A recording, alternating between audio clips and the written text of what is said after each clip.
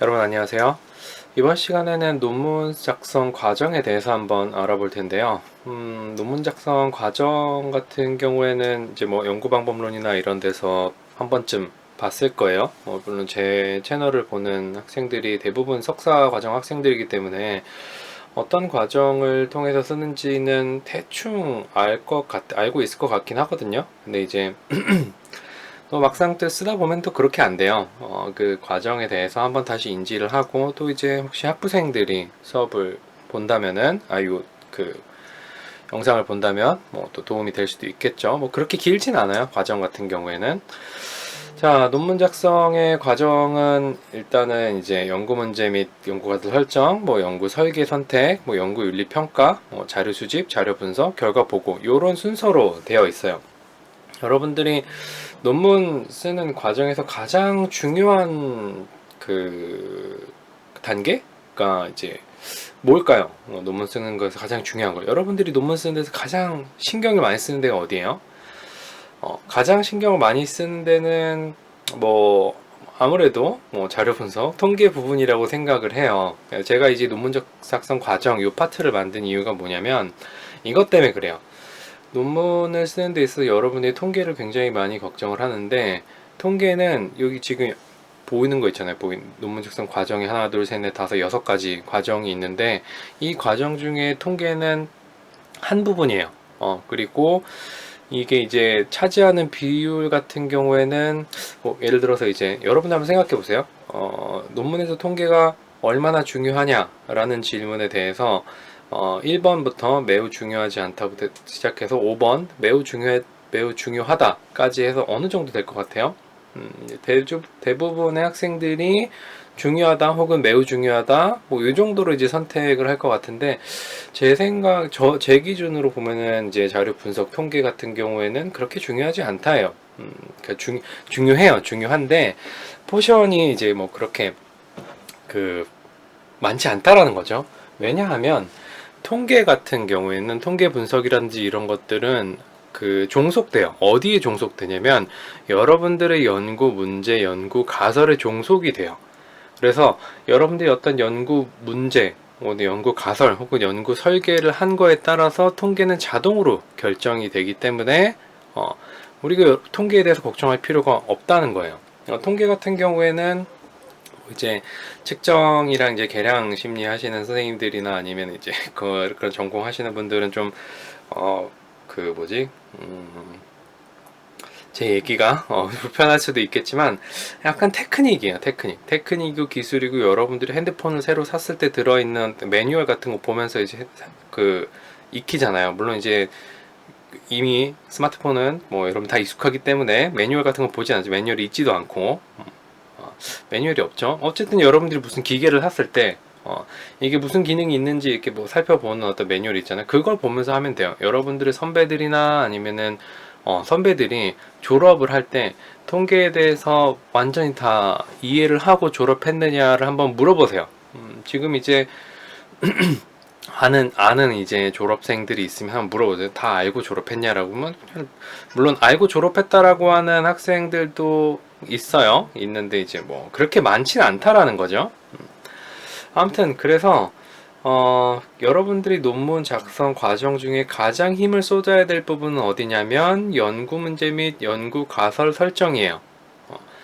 여기에서 여러분들의 논문이 시작이 되는 거고 마치게 되는 겁니다.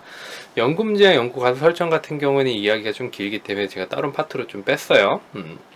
자, 연구 문제, 연구 가설 설정을 하고 이 연구 문제 및 연구 가설 설정한 거에 따라서 연구 설계가 이제 선택이 되죠. 연구 설계 같은 경우는 여러분들이 실험 연구를 하느냐 아니면 설문 연구를 하느냐부터 시작해가지고 독립 변수가 이제 뭐 어떤 형태로 되어 있느냐 뭐지? 범주 변수냐 아니면 연속 변수냐 아니면 이제 뭐 그 다음에 이제 관련성을 보는 거냐 아니면 차이를 보는 거냐 이런 모든 것들이 포함이 되는 거예요. 근데 그것도 마찬가지로 연구 문제 연구 가설에서 결정이 돼요. 여러분들이 어떤 집단 간의 차이를 보고 싶다라고 하면은 그 집단의 개수가 몇 개냐에 따라서 어, 두 집단을 비교할 수도 있고 세 집단을 비교할 수도 있고 아니면 이제 독립변수가 두 개이냐에 따라서 뭐 한 개냐 두 개냐에 따라서 예를 들어서 1원 분산 분석을 선택하느냐 아니면 2원 분산 분석 3원이냐 뭐 아니면 조절효과 검증이냐 뭐 이런 것들을 이제 다 선택을 할 수가 있게 되는 거죠. 모든 거는 어디에 종속돼 있다? 연구 문제랑 연구 가설을 어떻게 설정하느냐에 따라서 이 다음 단계들이 다 종속이 돼 있어요. 물론 이제 약간 좀 독립적인 것들은 있어요. 연구 윤리 평가 같은 경우에는 이제 여러분들이 IRB를 받아야 돼. 연구를 하려면은 국가생명윤리위원회 혹은 여러분들 학교에 있는 그 IRB 기구가 있어요. 거기서 제시하는 여러 가지 서류들을 제출을 하고 이 연구가 뭐 그 인간 대상 연구일 때 혹은 이제 데이터를 재사용하거나 뭐 이럴 때 연구 윤리에 위배되는 게 있냐 없냐를 갖다가 이제 여러분들이 교수님들이 이제 판단을 하는 거죠. 연구윤리위원회들이 판단을 하는 거예요.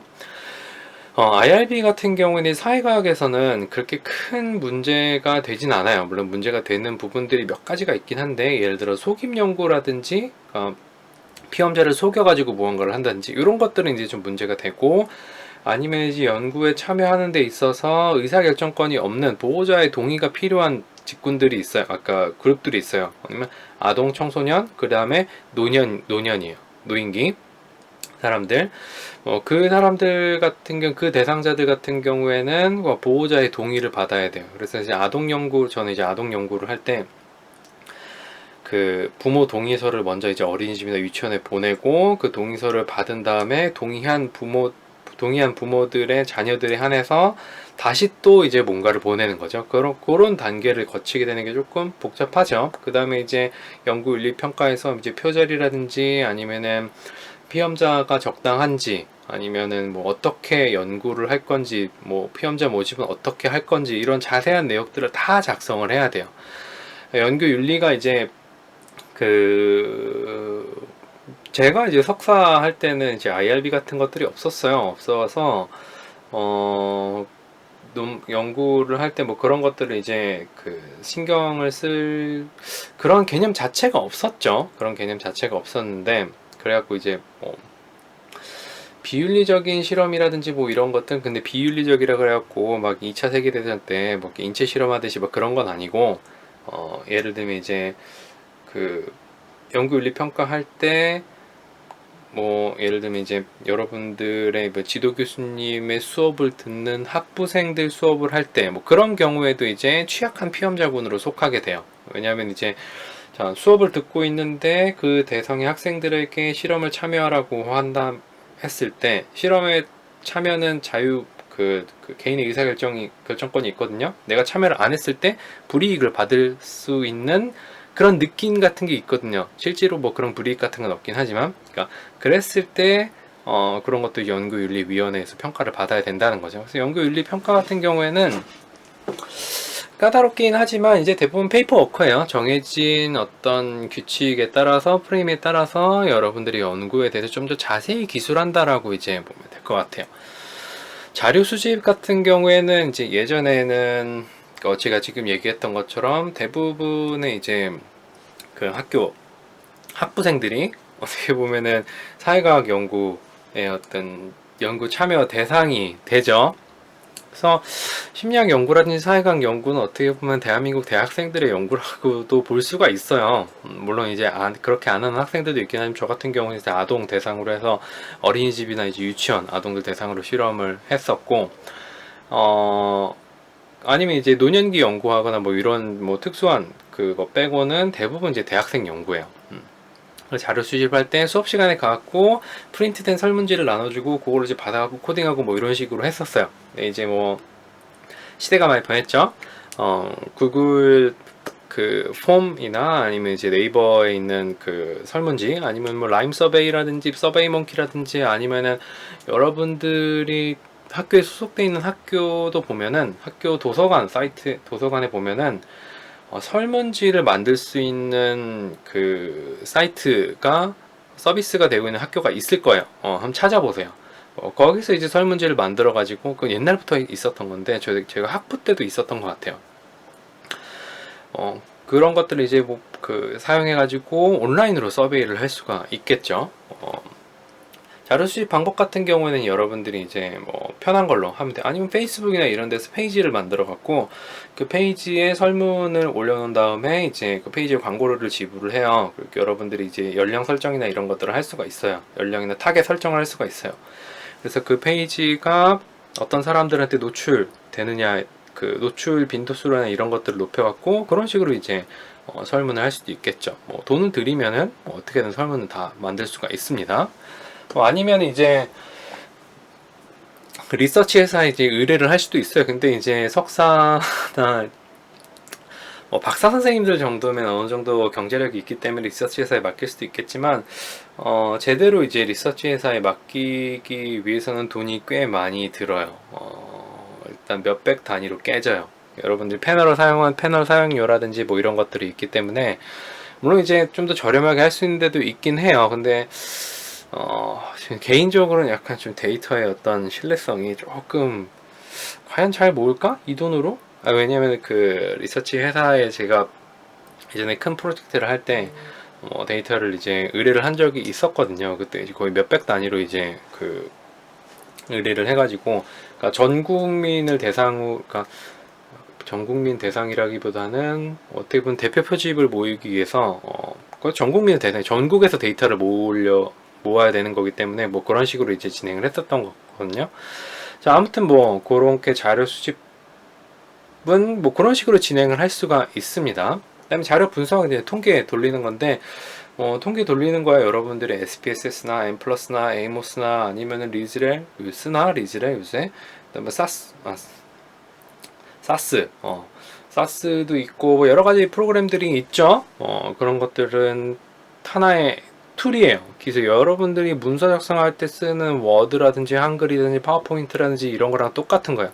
기능만 익히면은 충분히 사용할 수 있는 거고 이 통계는 뭐에 종속이 된다? 여러분들의 연구 문제, 연구 가설에 종속이 돼요. 그렇기 때문에 자료 분석하는 것들은 크게 생각하지 않아도 돼요. 자, 그 다음에 이제 결과를 기술하는 거. 결과 기술하는 것도 어떻게 보면은 이게 결과가 나왔는데 어떻게 기술하는지 모르겠어요 라고 이야기하는 거 있죠. 그거는 달리 말하면은 저는 선행 연구를 충분히 리뷰하지 않았습니다 라고 이제 고백하는 거랑 마찬가지라고 생각을 해요. 여러분들이 연구를 할 때 그 결과를 분석을 하고 그 기술을 하는 게 뭐 여러분들이 연구 주제를 그 설정을 할 때 선행 연구 봤을 거 아니에요. 비슷한 연구들이 있을 거란 말이에요. 그리고 여러분들의 논문과 여러분들이 연구하고자 하는 것과 비슷한 방식으로 통계를 돌린 연구들이 있을 거예요. 근데 그럼에도 불구하고 어떻게 기술해야 될지 모른다라고 하는 거는 그 연구들을 제대로 안 봤다라는 거죠. 그렇게밖에 설명이 안 돼요. 그러니까 자, 결과 보고하는 거라든지 통계를 기술하는 거는 선행 연구를 보면서 여러분들이 이제 통계를 어떻게 기술을 하고 어떤 식으로 설명을 해야 되는지를 이제 알 수가 있는 거죠. 결국 논문 작성은 이 과정은 뭐 어떻게 보면 또 선행 연구를 많이 읽어보는 걸로 귀결이 될 수가 있어요. 제가 이제 뭐 통계 수업이든 연구법 수업이든 아니면 세미나 수업, 그러니까 논문 연구 세미나 수업이든 이런 수업에서 항상 학생들한테 강조하는 게 뭐냐면은 선행 연구를 많이 봐야 된다예요. 그거는 제가 연구 문제 및 연구 가서 설정해서 다시 한번 또 강조를 할 거예요.